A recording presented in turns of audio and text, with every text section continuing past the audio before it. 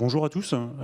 Pour ceux qui ne me connaissent pas, je suis Bertrand Carlier. Je suis associé de partner chez Wavestone. Et je travaille sur les sujets de l'identité, dans le conseil sur les sujets de l'identité et chez Wavestone depuis 22 ans. Donc Alexis, on se connaît depuis 18 ans, mais j'avais commencé ma vie avant toi.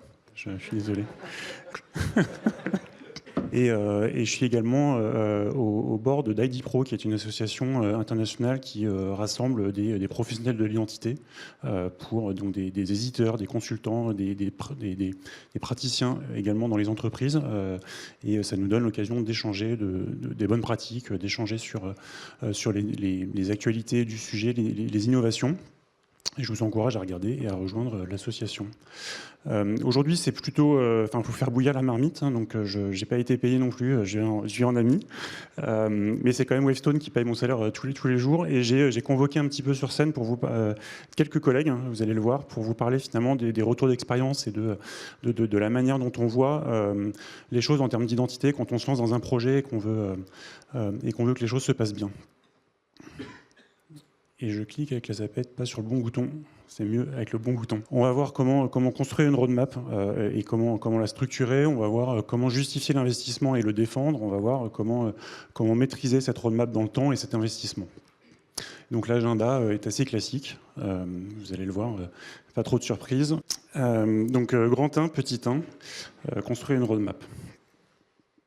Non, en fait, sans rire, si vous êtes là aujourd'hui, c'est que vous savez déjà un certain nombre de choses. Déjà, si vous êtes là aujourd'hui, c'est que vous savez que les identités, c'est un petit peu comme les Lego. Il y a énormément de briques différentes, énormément de choses qu'il va falloir assembler.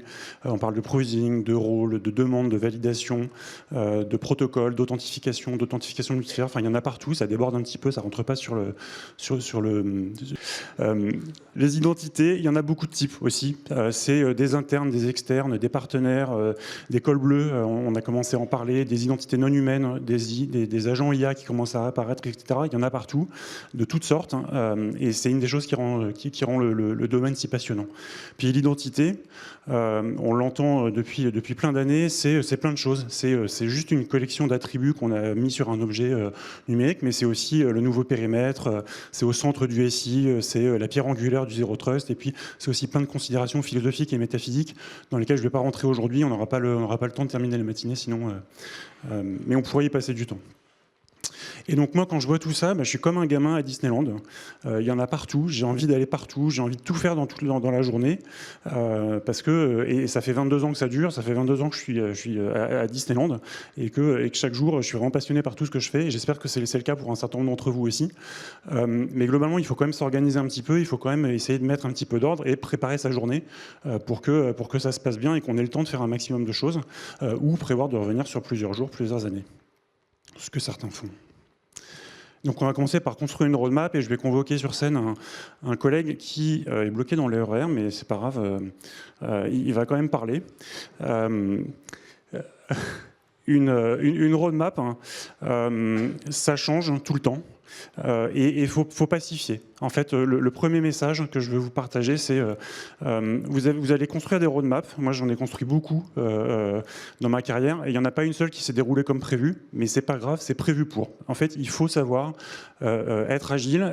Par contre, il y a peut-être un certain nombre de guidelines, il y a peut-être un certain nombre de choses qu'il faut avoir en tête pour construire une roadmap qui serve quand même à quelque chose, au moins sur le court terme, sur les 3, 6, 9 premiers mois, et puis après, de savoir s'ajuster, mais de savoir s'ajuster dans un certain nombre dans un cadre qu'on a posé. Et c'est l'essentiel du message que je veux vous présenter ici.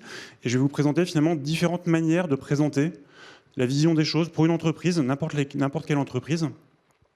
Doit savoir finalement structurer sa réflexion au moment où il construit sa roadmap, structurer l'ensemble des sujets qui s'offrent à lui. Enfin, c'est Disneyland et il va falloir quand même organiser la journée pour passer le moins de temps possible dans les files d'attente ou à passer d'un élément à l'autre. Et donc, par exemple, on peut structurer autour de thématiques comme celle-ci. On en a 5 ici. Être réactif, savoir réagir au SI et aux événements qui se passent sur le SI de manière de plus en plus vite et de savoir adapter l'IAM à ça, en faisant du just-in-time provisioning, du zero standing privilege, en se branchant sur un ITDR, etc. Voilà, on va dans le sens du temps réel de l'IT et on s'y conforme plutôt que d'être un petit peu lourdeau et de faire du provisioning une fois par jour le matin quand on reçoit un fichier, des synchronisations de rôles et des choses comme ça. On a une thématique autour de la plateformisation. Effectivement, on a un certain nombre d'acteurs qui poussent vers ça. Ça a aussi des intérêts importants parce qu'en termes de visibilité et de qualité, de réconciliation de données, on y passe moins de temps et on a une meilleure qualité de données plus facilement. Donc il y a un vrai intérêt et je pense que Martine reviendra probablement un petit peu là-dessus sur la notion d'identity data fabric, qui est un petit peu l'idée autour de ça. On peut être poussé un petit peu par une mécanique et une roadmap Zero Trust que la DSI veut pousser, et l'IAM, évidemment, il va y contribuer énormément. On va parler de résilience, peut-être de souveraineté, mais moi je pense avant tout de résilience et d'autonomie. J'aimais bien les échanges un petit peu avant, et je trouve qu'il n'y a pas beaucoup de DSI aujourd'hui ou de responsables IAM qui veut être souverain, ça n'a pas d'intérêt. Par contre, être autonome, être résilient, oui, ça a un intérêt, et c'est peut-être autour de ça que s'articule la réflexion, et qu'il y a des thématiques à traiter autour de ça. Et puis, on reste aussi sur la dimension cyber de l'identité. Donc, vous voyez, c'est une première manière de structurer la réflexion. En début de construction de roadmap, on est autour de ces thèmes-là. Une autre manière de faire, c'est de travailler sur, savoir qu'on va travailler sur l'organisation, sur une meilleure qualité de données, savoir qu'on a plein de cas d'usage à traiter, qu'on a une thématique entière sur l'innovation, et aujourd'hui, l'IA fait partie de cette thématique. Voilà, c'est une autre manière de voir les choses. Et finalement, ces slides que je vous présente sont extraits de différents travaux qu'on a menés dans des contextes qui n'ont rien à voir avec des clients dans pas mal de secteurs d'activité différents. Mais l'idée, c'est qu'il y a une structure. Il y a vraiment une structure avec des thématiques, et à l'intérieur, on range toutes les pièces du Lego pour pouvoir bien les assembler et faire quelque chose qui tient à peu près debout.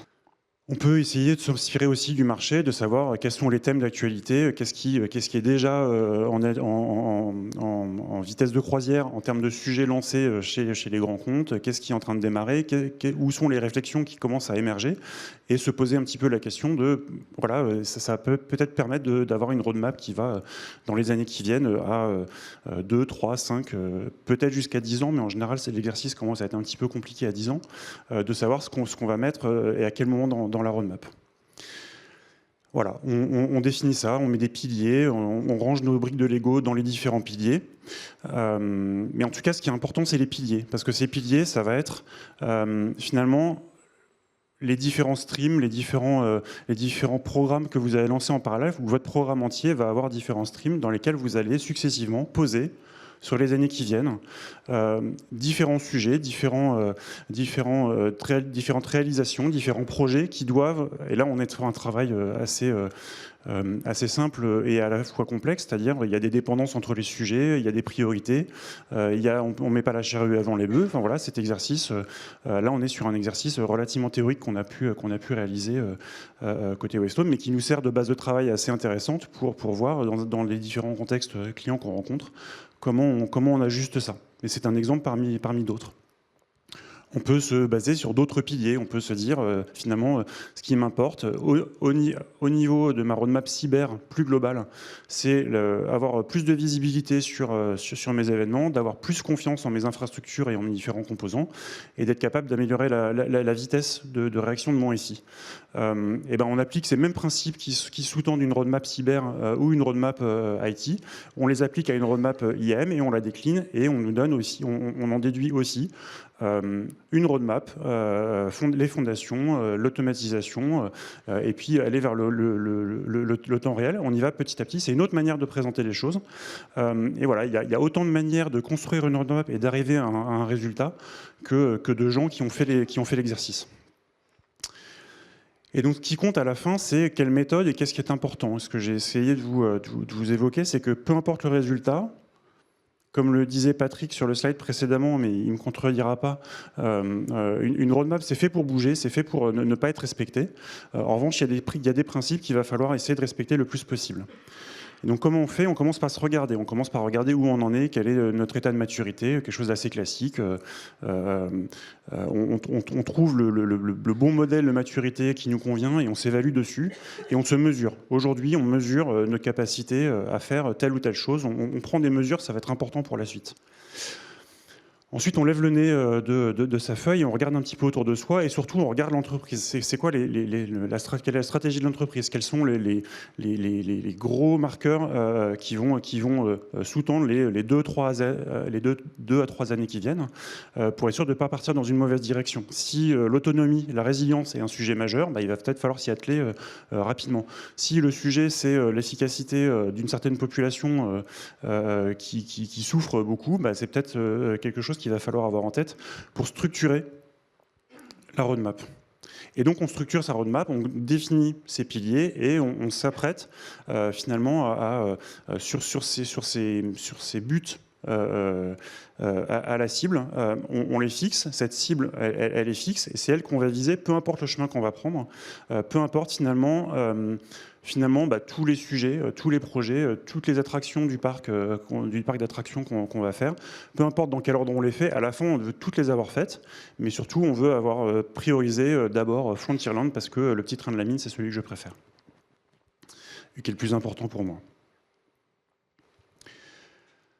Maintenant qu'on a cette roadmap et surtout cette cible, il va falloir justifier l'investissement. Et plus que l'investissement, c'est plutôt la valeur qu'il va falloir démontrer. Il va falloir aller chercher un budget, il va falloir aller défendre quelque chose.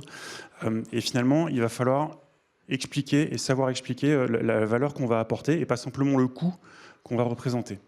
Je vais convoquer un autre collègue qui a dit, et ça m'a marqué, parce qu'on parlait d'un exercice budgétaire sur un projet IAM. Et finalement, ce n'est pas avec des miettes qu'on va faire une baguette. Qu'est-ce que ça veut dire? Quand vous faites économiser 5 minutes à chaque personne, chaque matin, parce qu'il fait du SSO, et que vous multipliez ça par le nombre d'employés, vous allez obtenir un nombre d'heures, donc un chiffre. Le sens de cette remarque, c'est peut-être pas ça qu'il faut faire. C'est peut-être pas la bonne manière de compter parce que cet argent, vous n'allez jamais le récupérer réellement. Vous allez beau l'utiliser dans votre business case, il est assez facile de démontrer que ça ne sera pas vraiment valorisable à la fin. Par contre, il y a plein d'autres choses qu'on va pouvoir valoriser. Il y a plein d'autres choses qui peuvent être tangibles dans le contexte de vos organisations, face aux difficultés réelles que vous rencontrez. Il y a plein de choses tangibles qu'on peut chiffrer. Et là, je vais vous partager avec vous deux exemples, deux exemples anonymisés évidemment, sur la manière dont le storytelling a été construit pour convaincre un DSI, pour convaincre un COMEX d'investir quelques millions. C'est pas grand-chose après tout, mais c'est quand même quelques millions, dans une roadmap IGA. En général, c'est ce qui coûte le plus cher sur X années. Et donc on raconte l'histoire, par exemple. On raconte que ça fonctionnait très bien, ça fait 15 ans que ça fonctionne bien, ça tourne comme une horloge. Par contre, ça commence à montrer quelques signes de fatigue. On n'a pas raccordé autant de connecteurs que ça quand on regarde le nombre d'années qu'on a passé dessus, le nombre d'heures qu'on a passé sur la solution. Il n'y a pas tant de connecteurs qui sont raccordés. Certes, il y a quelques centaines d'applications, mais en fait, en vrai, on a juste raccordé 3 AD. Et là-dessus, on peut dire qu'on a plein d'applications, mais il y en a 90% qui ne sont pas raccordés. On commence à avoir des problématiques de maintenance. C'est-à-dire que ça commence à coûter très cher quand on fait une montée de version. Et ça, on peut le chiffrer. Ça, on peut dire combien de jours ça a coûté de faire la dernière montée de version. Et ça, c'est une économie que vous allez refaire dans 1 an, quand il y aura une nouvelle montée de version à faire. Donc c'est un coût évité que vous pouvez justifier. Vous allez pouvoir aussi mettre en avant un certain nombre de choses autour de la non-compliance à certains risques. Et ça, même si c'est pas sonnant et trébuchant directement, c'est quand même un argument qui peut porter en termes de risque à une direction des risques. Donc voilà, il y a un petit truc autour du storytelling qui est intéressant pour démarrer la conversation, pour commencer à attirer l'attention de vos interlocuteurs. Et puis par contre, après, il faut aller chercher des économies là où on peut, partout. Ça peut être sur finalement l'effort qu'on a aujourd'hui à accompagner les utilisateurs, à utiliser la solution, les coûts de support, les coûts d'appel au helpdesk qu'on pourrait réduire parce qu'on automatise un certain nombre de choses. Le fait que ajouter une application, c'est un effort important alors qu'on pourrait basculer sur un mode avec un petit peu plus de self-service, on distribue la charge et on récupère de l'argent. on est aussi avec un meilleur alignement avec une stratégie DSI qui veut aller vers du cloud. Et là, on est coincé avec nos solutions on-prem qu'on a péniblement lift and shift dans le cloud, mais on n'a pas vraiment répondu à la stratégie du DSI qui veut basculer sur un vrai mode SaaS. Il a plus besoin et plus personne n'a besoin de s'occuper de l'infrastructure parce que Memority le fait très bien. En fait, quelqu'un le fait pour Memority même. Et puis, on ne va pas y couper, il faut retourner chercher là où on va gagner de l'argent. Et donc, tous ces arguments, ils sont peut-être en partie qualitatifs, mais surtout, ces arguments, on est capable de, à un moment donné, les chiffrer. Finalement, d'avoir plus d'applications au catalogue et qui sont raccordées automatiquement et facilement à votre solution, c'est autant d'argent économisé par rapport à faire la même chose avec votre solution un petit peu plus ancienne. Accélérer l'intégration des applications, ajouter et améliorer, uniformiser la gestion des droits. Pareil, ça a un coût pour chaque application de redéfinir un modèle de droit. Là, vous les aidez, vous leur fournissez quelque chose qui est clé en main et vous pouvez commencer à justifier des vraies économies que vous pouvez retrouver à la fin. Et finalement, les mesures que vous avez prises au début, quand vous avez regardé votre existant, vous allez pouvoir être en mesure de démontrer la chose à la fin. Sur des processus de carve-in ou de carve-out de société, vous êtes capable de chiffrer le coût aujourd'hui et vous êtes capable de prévoir un coût réduit parce que vous avez plus d'agilité demain et vous avez moins d'efforts. Vous allez pouvoir évaluer un effort futur moins important dans une opération de carve-out ou de carve-in. Et c'est quelque chose que vous pouvez chiffrer. Vous pouvez prendre des hypothèses qui vont parler à vos interlocuteurs en disant dans les 2 ans à venir, il y aura 3 intégrations à réaliser et une vente. C'est sur ces hypothèses-là qu'on part pour chiffrer le fait que ça va nous coûter potentiellement moins cher d'avoir une nouvelle solution.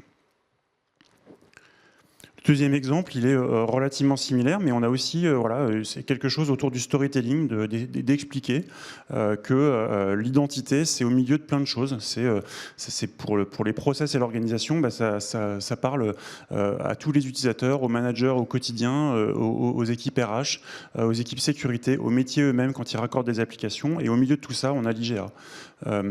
C'est aussi quelque chose côté IT, ça va impliquer les équipes Workplace, ça va impliquer les équipes ITSM, et finalement l'IGA touche encore à tout ça. Donc tout le monde est un petit peu impliqué autour de ça, et tous les sujets touchent à beaucoup de monde dans l'entreprise. Et pour chacune de ces populations qui sont impactées par l'IGA, ou l'IAM, finalement vous pouvez définir, vous pouvez expliquer finalement en quoi ça les concerne et où est-ce qu'il y a des interactions, enfin surtout des économies à réaliser. Le symbole est peut-être pas très visible, mais il y a des petits tags euros à certains endroits. C'est des choses qui sont justifiables. Vous pouvez quantifier, vous pouvez justifier, et c'est des choses qui font sens quand vous l'expliquez. Et d'ailleurs, vous pouvez en faire sens en faisant vraiment même un business case, un tableau chiffré, un bon vieux fichier Excel, des additions, des multiplications, et à la fin, vous économisez 5 millions d'euros. Même si vous lancez le projet, en 5 ans, vous avez gagné 5 millions d'euros par rapport à ne rien faire et rester avec votre solution existante. Donc certes, on est sur des hypothèses, mais les hypothèses, au moins, elles sont posées. Et de la même manière, comme le disait mon collègue juste avant, c'est pas avec des miettes qu'on fait une baguette. Effectivement, c'est peut-être pas les miettes qui sont les plus intéressantes à chiffrer, mais c'est vraiment les économies sur lesquelles on a des hypothèses solides que vous partagez et qui sont des hypothèses acceptables par votre management. Et la dernière partie, donc vous avez construit votre roadmap, et vous avez construit votre roadmap en vous appuyant sur des cibles bien fixes, bien solides, et vous êtes prêt à un peu d'agilité pour y arriver. Vous avez réussi à convaincre et à justifier finalement qu'il fallait investir un petit peu d'argent pour récupérer une valeur, et que ce rapport investissement et valeur était viable. Maintenant, il va falloir le démontrer. Il ne suffit pas d'avoir un chèque la première année. Si vous n'avez pas le chèque la deuxième, la troisième, la quatrième année, votre roadmap, elle ne va pas très loin. Donc il faut être capable de maîtriser cet investissement sur le long terme et cette capacité à défendre la valeur que vous apportez. Et une chose pour ça, c'est déjà de commencer à s'organiser et à savoir de quel périmètre on parle. Et ce qu'on voit typiquement, c'est que, effectivement, avec l'explosion de tous les types d'identités que les systèmes d'information doivent gérer, finalement, il y a une gestion des identités, de l'ensemble de ces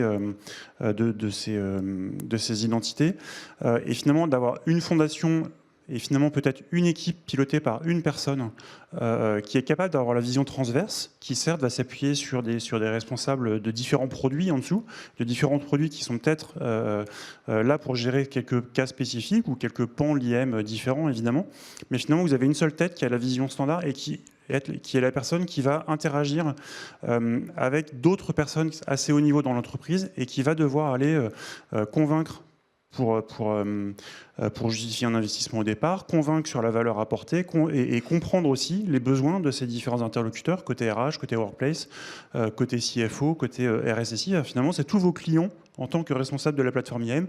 Tous vos clients, vous devez justifier la valeur que vous leur apportez. Vous devez négocier avec eux la roadmap à court terme qui va se construire petit à petit parce que évidemment vous travaillez de façon agile et puis parce que les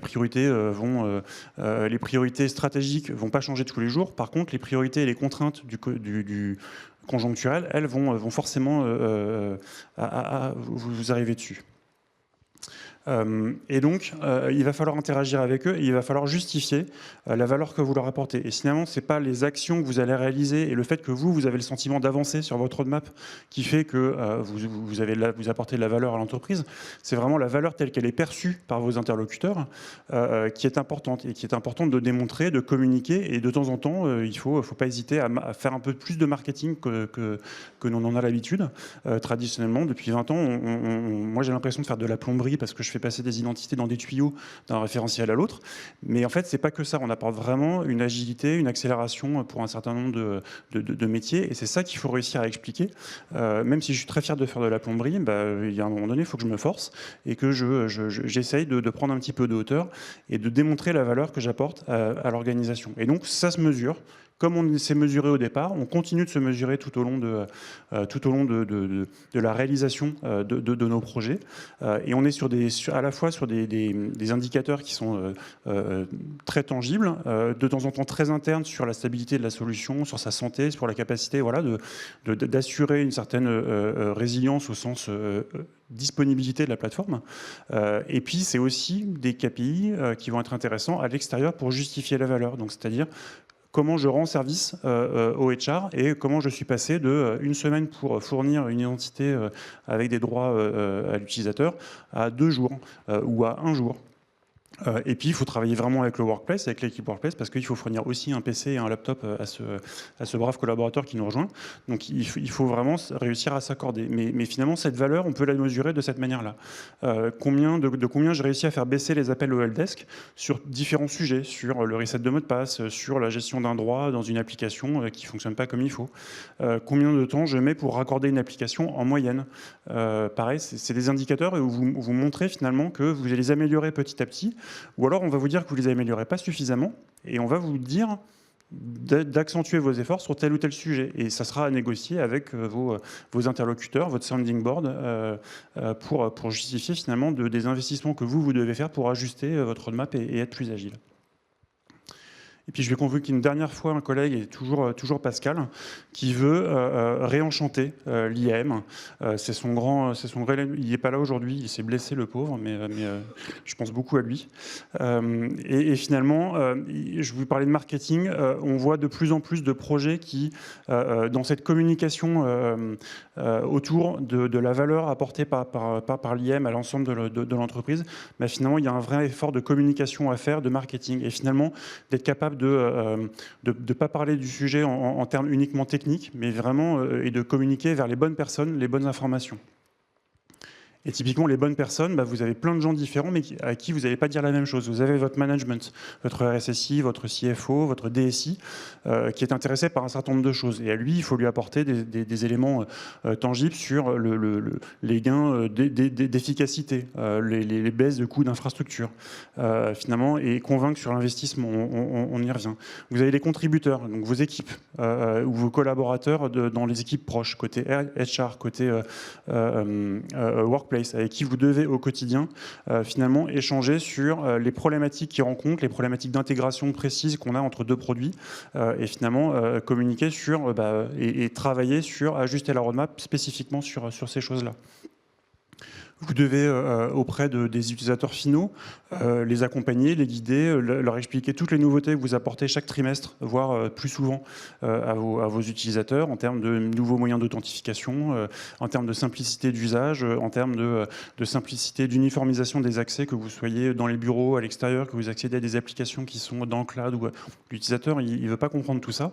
Vous lui expliquez qu'il a une expérience unifiée et qu'il n'a pas, dans des cas particuliers, des choses un petit peu spécifiques à faire. Et vous lui simplifiez la vie, il faut expliquer cette valeur que vous lui apportez. Et puis les équipes de support qui sont vos premiers relais, qui sont les équipes de support de l'ensemble de l'IT du groupe, il faut aussi les équiper et les armer pour répondre aux questions qui se posent à eux. Et il faut communiquer aussi vers eux les nouveautés que vous apportez à la plateforme et les éléments sur lesquels eux vont pouvoir s'appuyer pour aider et troubleshooter des problématiques qui se posent, que ce soit le helpdesk pour le commun des mortels ou le helpdesk pour les VIP, parce qu'on sait qu'eux, on ne peut pas exactement les traiter de la même manière que les autres, évidemment. Et donc voilà, à travers ces efforts finalement de faire prendre conscience de la place de l'IAM dans l'entreprise et du rôle qu'elle joue dans les interactions avec tout le monde, finalement autour du développement et de la formation des utilisateurs, du helpdesk, de vos collaborateurs proches dans les équipes à côté. Et à travers finalement toute cette communication, vous allez booster l'adoption, vous allez avoir aussi une capacité à avoir un taux de satisfaction meilleur, à avoir de meilleurs échanges et surtout des discussions plus constructives pour ajuster votre roadmap et encore une fois aller vers les buts que vous aviez définis dès le début. Mais le chemin, finalement, à part les 3 premiers mois, vous n'aviez peut-être pas... Enfin voilà, il faut vous attendre à le changer. En fait, ce qui compte, c'est pas vraiment la roadmap telle qu'elle est. Elle n'est pas figée dans le marbre. C'est plutôt la direction dans laquelle vous voulez aller, les buts que vous vous donnez, et finalement la valeur que la réalisation de cette roadmap apporte. Mais finalement, le chemin que vous avez pris pour le prendre, pour y arriver, importe peu. Et ça va être un chemin un petit peu agité et être agile sera très utile. Pensez à la valeur que vous êtes capable de démontrer, qui parle aux différents interlocuteurs à qui vous parlez. Donner des indicateurs sur la plomberie à un plombier, c'est parfait. Donner des indicateurs sur la performance de vos utilisateurs, c'est un petit peu mieux pour un DSI ou pour un CFO. Et puis, vous allez construire, vous allez ajuster cette roadmap, pas tout seul. Vous allez le faire avec les interlocuteurs à qui vous essayez d'apporter la valeur. Donc, c'est important de les écouter, c'est important de communiquer vers eux pour avoir leur feedback, pour s'assurer qu'ils sont alignés avec ce que vous leur apportez, avec ce que vous leur proposez, et qu'à la fin, vous puissiez mesurer et démontrer la valeur que vous leur avez apportée sur les indicateurs sur lesquels vous êtes mis d'accord. Et voilà, pour moi. Merci beaucoup.